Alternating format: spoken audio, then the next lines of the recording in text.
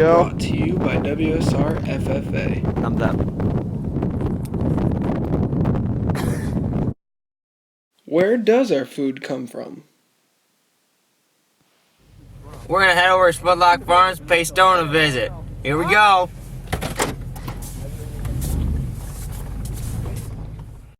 Seth is headed to Schmudlock Farms. He is going there to see just how crops such as corn and soybeans are grown, stored, and how they end up on our kitchen tables. Hey there, Seth. How are you today? I'm doing pretty good, Stone. How are you doing? I'm doing great. What you need today? I just came over to see the farm to see if you need any help today. You know what? I bet we can find something. Good. Crops are one of Iowa's largest industries. Iowa produces the most corn and soybeans of any state. Many things go into the growing and harvesting of crops. Corn and soybeans are planted in the spring.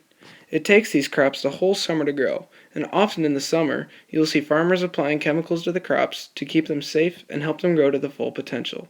In the fall, the farmer will use a variety of equipment to harvest the crops. Once the crops are harvested, a number of things must happen. They need to be transported back to a storage bin. Then they must be safely stored until the farmer takes them to any kind of processing co-op. The type of processing plant or co-op they are taken to will determine what that crop will be used for, such as ethanol, feed, or even the corn you see on your table. Well, you see, Seth, once farmers take their crops out of the field, they gotta have someone to put them, right? Keep them safe. Well, this is what we call a storage bin here, and this is where we put most of our crops, like corn and soybeans, for safekeeping. That's a big bin. How Yep. many bushels does it hold? Well, it depends on the size of the bin. You can get some big bins, anywhere from 30 to 60 feet. You can even go bigger than that. Depends on the size of the operation and how many crops you need to store. Well, kids, before we get a plant and a crop, we gotta start with a seed. This here is all the seed that we have all year. We put it in the ground with a planter, and then 6-7 months later, we have a crop to harvest. This here is the control room for all the bins and legs we got out there. Everything in here is run by technology off one circuit board.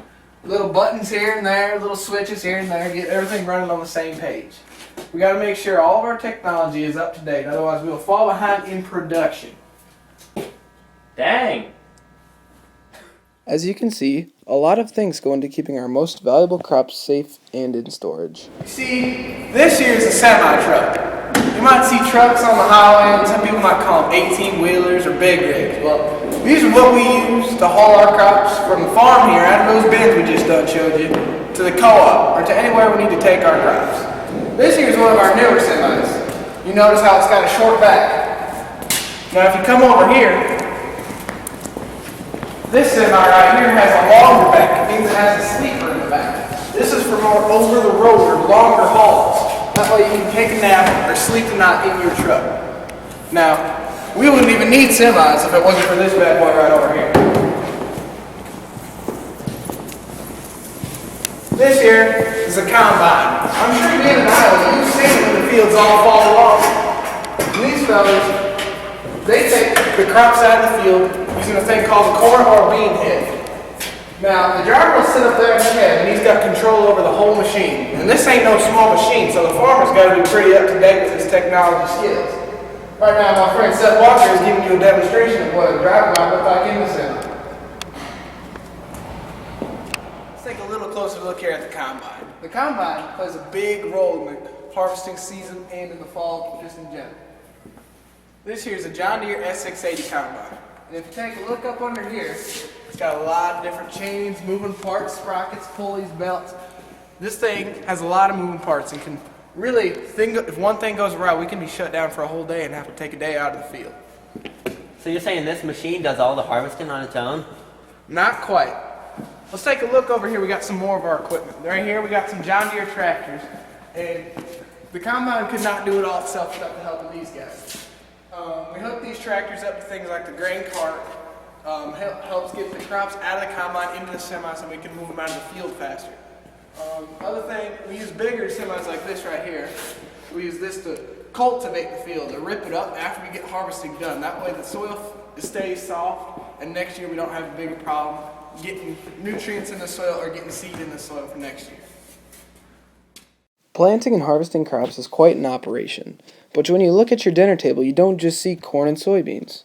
What else do you see? Hamburger? Chicken? Well, where does that come from? Thanks for coming by, Seth. It was a great day. Glad to show you around. Oh, thanks for showing me around. I know you're busy schedule and farming and all, but we'd like to come see your cattle sometime too.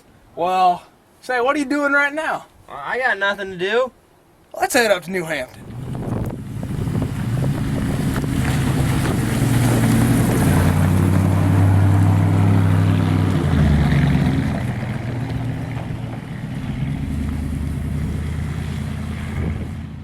As we drove to the farm near New Hampton, we had to stop for fuel. Corn in recent years has had a great impact on the type of fuel available. Along with producing the most corn, Iowa is also the largest producer of ethanol. Ethanol is a fuel that most vehicles are capable of running on. It is a cleaner fuel that is also cheaper to produce.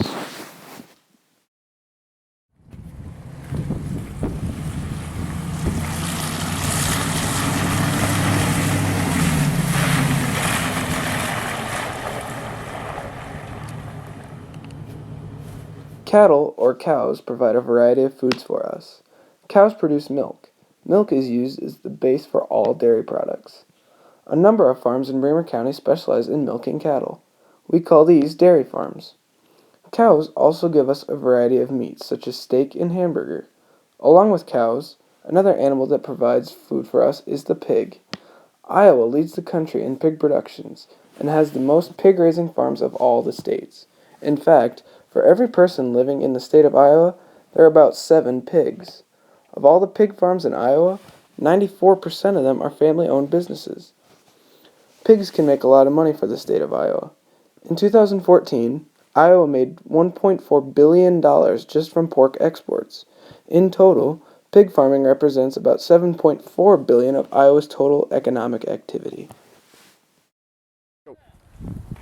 Now, another use for the crops and the corn stalks we get out of the field, we use some bales like this. We use our baler and make bales. We use these bales to feed the cattle you just saw over here. And you make plenty of bales out of the corn stalks in the field because you got a lot of excess corn stalks.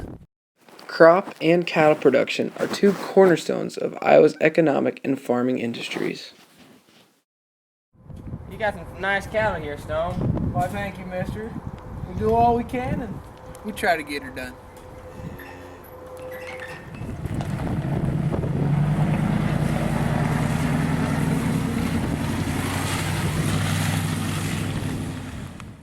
Where does our food come from?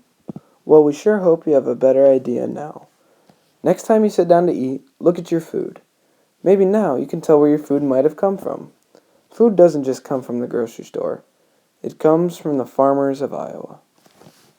To the tasty freeze.